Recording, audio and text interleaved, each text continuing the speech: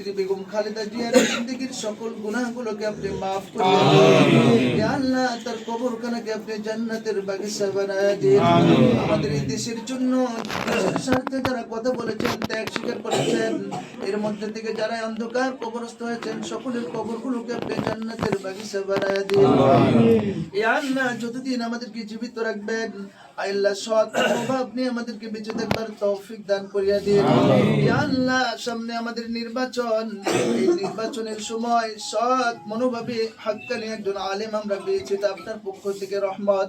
আল্লাহ এই রহমতকে যেন আমরা আল্লাহ যথাযথ নির্বাচিত করে আমাদের এই আসনের জন্য এমপি নির্বাচন করতে পারি সে তৌফিক দান করিয়া দিন। কামা রাব্বায়ানি সগীরা বিরহমাতিকা ইয়া আরহামার রাহিমিন। ভোট দিবে বিএনপিতে, কেন ভোট দিবে মানুষকে, এটাও আমাদেরকে নিজেরা জানবো, যাই না তারপর মানুষকে বলতে হবে যে আমাদের উদ্দেশ্য কি, বিএনপি রাষ্ট্রীয় ক্ষমতায় গেলে কিভাবে কাজ করবে।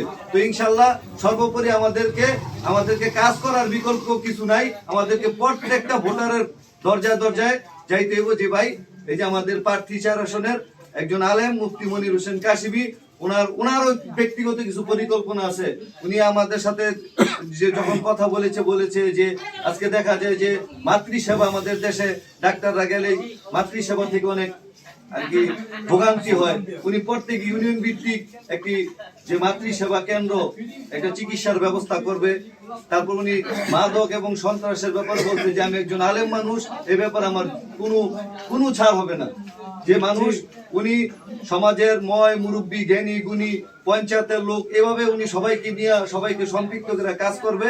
তো ইনশাল্লাহ আমরা যদি ভালোভাবে কাজ করতে পারি, আশা করি আমাদের 7 নম্বর ওয়ার্ড বিএনপি 7 নম্বর ওয়ার্ডের যে 2টা কেন্দ্র, এই সবসময় বরাবর এই বিএনপির ঘাঁটি, সবসময় এই 7 নম্বর আমাদের বিএনপির ঘাঁটি।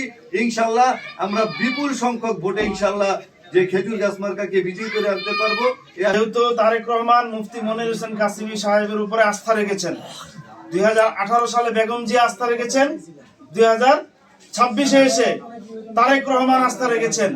অতএব মুফতি মনির কাসিমি নতুন কোন মুখ না, মুফতি মনির কাসিমি নতুন কোন ব্যক্তি না। মুফতি মনির কাসিমি জোয়ারের সাথে ভেসে আসা কোন কচুরি পানা না। মুফতি মনির কাসিমি পরীক্ষিত, ঠিক কিনা বলেন?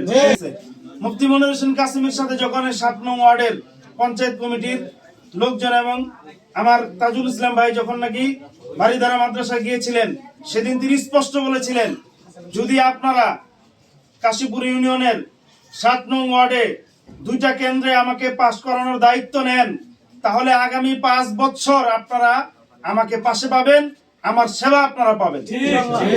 আর যদি বলেন যে না আপনাদের দায়িত্ব নিয়ে আমাকে পাস করাবেন না, আমাকে টাকা দিয়ে ভোট কিনতে হবে, টাকা দিয়ে আমাকে নির্বাচন করতে হবে, টাকা দিয়ে লোক মাঠে নামাইতে হবে, টাকা দিয়ে কর্মীদেরকে কাজ করাইতে হবে, তাহলে এতেও আমি রাজি আছি। এতেও আমি রাজি আছি। আপনারা যদি বলেন টাকা ছাড়া কাজ করবেন না, এতেও আমি রাজি আছি। তবে আগামী 5 বছর আমাকে পাবেন না, কারণ আমাকে টাকা দেওয়ার জন্য মাদক ব্যবসায়ীরা বান্ডিল নিয়ে বসে রয়েছে, আমাকে টাকা দেওয়ার জন্য চাঁদাবাজরা বান্ডিল নিয়ে বসে রয়েছে, আমাকে টাকা দেওয়ার জন্য ভূমিদস্যুরা বান্ডিল নিয়ে বসে রয়েছে। আমি তাদের কাছ থেকে নেব, আপনাদেরকে দেব, আপনারা নির্বাচন করবেন, পাস হওয়ার পর আমি তাদেরকে সেবা দেবো, আপনারা আমাকে পাবেন না।